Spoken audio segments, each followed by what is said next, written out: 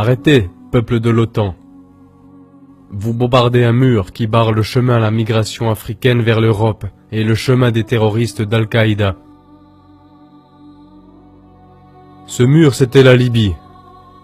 Imbécile que vous êtes, vous le détruisez et vous brûlerez en enfer pour les milliers de migrants d'Afrique et pour avoir soutenu Al-Qaïda.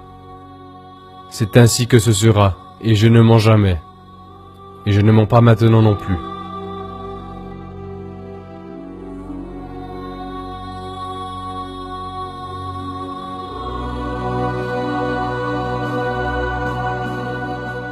Mémoire de ma vie. Colonel Mouammar Kadhafi, chef de la Révolution, 5 avril 2011. Au nom d'Allah, du bienfaisant, du miséricordieux. Pendant 40 ans, ou était-ce plus, je ne me souviens plus. J'ai tout fait pour donner aux gens des habitations, des hôpitaux, des écoles, et lorsqu'ils avaient faim, de la nourriture. Au Benghazi, j'ai même fait du désert une terre agricole. Je me suis imposé contre les attaques de ce cow-boy de Reagan, lorsqu'il a tué ma fille adoptive orpheline. Il avait essayé de me tuer. Au lieu de cela, il a tué cette pauvre enfant innocente. Ensuite, j'ai aidé mes frères et sœurs en Afrique avec de l'argent pour l'Union africaine. J'ai fait tout ce que je pouvais pour aider les gens à comprendre le concept d'une vraie démocratie, dans laquelle des commissions du peuple dirigent notre pays. Mais comme on me l'a fait comprendre, tout cela n'était pas assez. Même des personnes qui avaient des maisons avec 10 chambres, des costumes neufs et des meubles neufs n'étaient jamais satisfaites.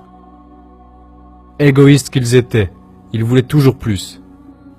Ils racontaient aux Américains et à d'autres visiteurs qu'ils avaient besoin de démocratie et de liberté, sans reconnaître qu'il s'agit là d'un système coupeur de tête, dans lequel le gros chien mange tous les autres. Mais ils étaient comme ensorcelés par ces paroles, sans voir qu'il n'y a pas de médecine gratuite en Amérique, pas d'hôpitaux gratuits, pas de maisons gratuites, pas d'éducation gratuite et pas de nourriture gratuite. Sans parler des gens qui mendient ou des longues queues pour une assiette de soupe. Non, quoi que j'ai fait, pour certains ce n'était jamais assez. Mais d'autres, eux, savaient que je suis le fils de Gamal Abdel Nasser, le seul vrai dirigeant arabe et musulman que nous ayons eu depuis Saladin. Lorsque j'ai revendiqué la Libye pour mon peuple, comme il a revendiqué le canal de Suez pour son peuple, c'était ces traces que je tentais de suivre pour protéger mon peuple de la domination coloniale, de voleurs qui nous voleraient. Je suis désormais soumis à l'attaque de la plus grande puissance de l'histoire militaire. Mon petit-fils africain Obama voudrait me tuer, pour enlever la liberté à notre pays, pour nous enlever nos habitations gratuites, notre médecine gratuite, notre éducation gratuite, notre nourriture gratuite, pour la remplacer par le vol selon le style américain, appelé capitalisme. Mais nous tous, dans le tiers-monde, nous savons ce que cela veut dire. Cela veut dire que les grands trusts dirigent le pays, dirigent le monde, et que les gens souffrent. C'est pourquoi il n'y a pas d'alternative pour moi. Je dois prendre ma place. Et si Allah le souhaite, je mourrai en suivant son chemin, le chemin qui a rendu notre pays riche en terres agricoles, ainsi qu'en nourriture et en bonne santé. Et nous permet même d'aider nos frères africains et arabes, quand ils travaillent ici avec nous, dans la République du peuple libyen. Il n'est pas de mon désir de mourir, mais si cela devait arriver, pour sauver ce pays, mon peuple, tous ces milliers qui sont mes enfants, alors qu'il en soit ainsi. Que ce testament soit ma voix adressée au monde, que je me suis levé contre les attaques des croisades de l'OTAN. Levé contre la brutalité, levé contre la trahison, levé contre l'Occident avec ses ambitions colonialistes.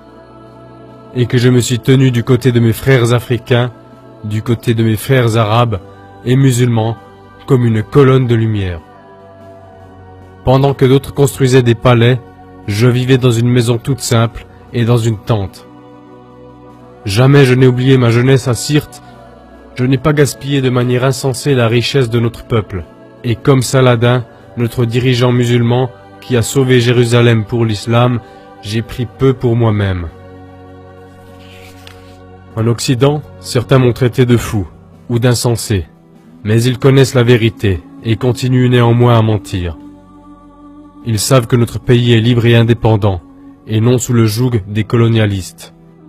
Que ma vision, mon chemin est compréhensible et l'a toujours été, et qu'elle est dans l'intérêt de mon peuple, et que je vais me battre jusqu'au dernier souffle pour nous garder libres. Puisse Allah le Tout-Puissant nous aider à rester croyants et libres. Colonel Mouammar Kadhafi, 5 avril 2011.